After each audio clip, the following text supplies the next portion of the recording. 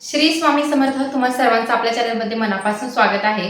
तर लवकरच श्रावण महिना सुरू होत आहे आणि श्रावण महिन्याचा पहिलाच दिवस म्हणजे गुरुवार. तर आपल्या गुरूंची सेवा करायची आहे ह्या श्रावण महिन्यामध्ये. आपण ह्या श्रावण महिन्यात भगवान शंकरांची तर सेवा करतोच. महादेवांची रुद्राभिषेक असो, शिवलीलामृत असो, सगळी सेवा करणार आहे. पण ह्या श्रावण महिन्यात आपल्याला त्यासोबत आपल्या गुरूंची सेवा करायची आहे. ज्यांना कोणला 11 गुरुवार करायचे आहे, त्या 11 गुरुवार कसे करतात, त्या 11 गुरुवाराची फलप्राप्ती काय आहे, हेच मी आज तुम्हाला या व्हिडिओमध्ये सांगणार आहे.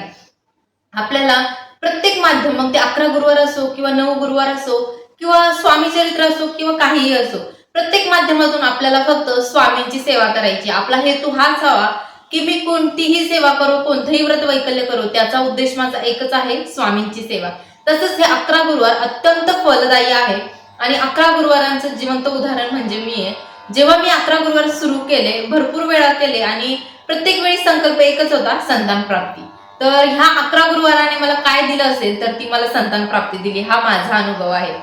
माझ्या आयुष्यात माझ्या मनात जी कोणती इच्छा येते की असं वाटतं की ही पूर्ण झाली पाहिजे आणि तेव्हा सेवा चालू असते आणि जेव्हा आपल्या सेवेचा एक बँक बॅलन्स वाढतो तेव्हा आपल्या मनात येणारी इच्छा ही लगेच महाराजांना कळती. मग कुठली सेवा न करता महाराज ती इच्छा एवढे अलगद पूर्ण करतात ना की विचारही करू शकत नाही. हे इतकं इझी होतं का असं वाटायला लागेल. तर चला 11 गुरुवार कसे करायचे. श्रावण महिन्यातील पहिलाच दिवस म्हणजे गुरुवार.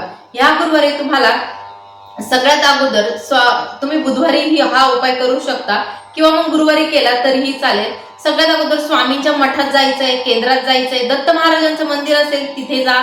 जर काहीच नसेल तर घरीच हा उपाय करा. एक नारळ घ्यायचंय, थोडीशी खडी साखर, फूल आणि 11 रुपये दक्षिणा घेऊन महाराजांच्या केंद्रात जायचं आहे. महाराजांसमोर उभा राहायचं आहे आणि महाराजांना सांगायचंय की मी जे 11 गुरुवार करत आहे ते माझ्याकडून निर्विघ्नपणे पार पाडून घ्या. श्रावण मास निमित्त मी आज 11 गुरुवारांचा संकल्प केला आहे, तो माझा पूर्ण करून घ्या.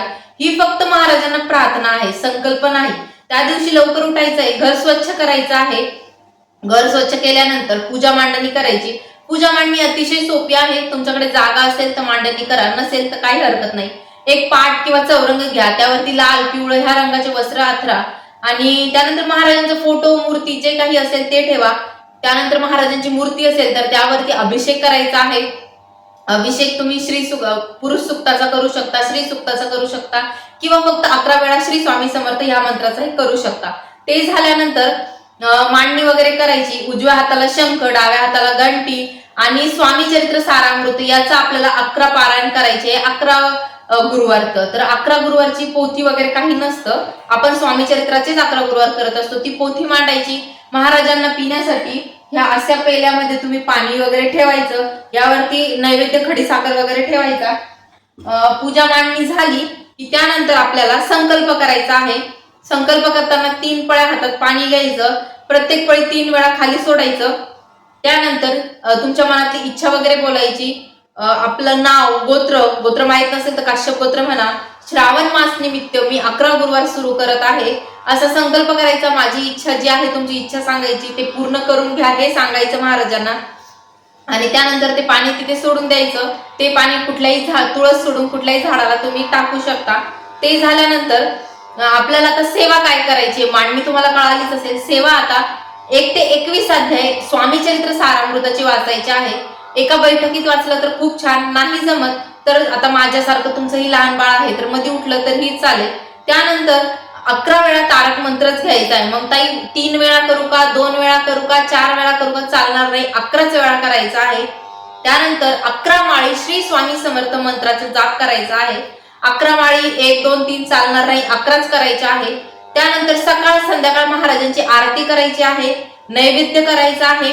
ते हे झाल्यानंतर प्रत्येक गुरुवारी ह्याच पद्धतीने सेवा करायची आहे. आता नियम कोणकोणते पाळायचे. नियम आपल्याला मांसाहार वर्ज्य करायचा आहे जोपर्यंत आपले 11 गुरुवार चालू आहे. त्यानंतर गुरुवारीच फक्त आपल्याला ब्रह्मचर्य व्रत पाळायचे आहे.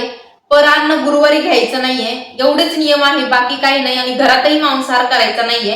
हे 11 गुरुवार होईपर्यंत आपल्याला करायचंय. आता जर तुमच्या घरात मांसाहार करत असतील तर त्यांना करू द्या, पण गुरुवारी कुणी सहसा मांसाहार करतच नाही, त्यामुळे आपली गुरुवारची सेवा वगैरे होऊन जाते. ते झाल्यानंतर आता उद्यापन कसं करायचं. 11वा गुरुवार असेल त्या दिवशी तुमची सेवा वगैरे करून घ्यायची. जशी आपली मांडणी वगैरे केली त्यानंतर तुम्ही एक जोडपं जेव घालू शकता, 5 मुले जेव घालू शकता, किंवा मग ब्राह्मणाला शिदा दक्षिणा देऊन जे गरजू आहे त्यांना अन्नदान करून तुमची ही सेवा 11 गुरुवारची कंप्लीट करू शकता. अगदी साध्या पद्धतीने उद्यापन आहे, काहीच तामझाम करायची गरज नाहीये. पण हो, 11 गुरुवाराच्या आत तुमची कुठली इच्छा पूर्ण होऊ शकते. मग ते संतान प्राप्ती असो, विवाह असो, किंवा जगाच्या पाठीवर कोणती इच्छा असो, अशक्य गोष्ट शक्य होते. हे या 11 गुरुवारांचा अनुभव आहे आणि माझा स्वतःचा तर तुम्ही फ्रँकली खूप सुंदर अनुभव येतो. सगळ्यांनी 11 गुरुवाराला सुरुवात करा. तर मी तुम्हाला सांगते, पण ह्या गुरुवारी मीही 11 गुरुवाराला सुरुवात करणार आहे. तो ब्लॉग झाला तर नक्कीच तुमच्यासोबत शेअर करेल. हा व्हिडिओ तुम्हाला कसा वाटला हे मला कमेंट करून सांगा आणि ही सेवा कोण कोण करणार आहे हेही कमेंटमध्ये सांगा आणि श्री स्वामी समर्थ लिहायला विसरू नका. श्री स्वामी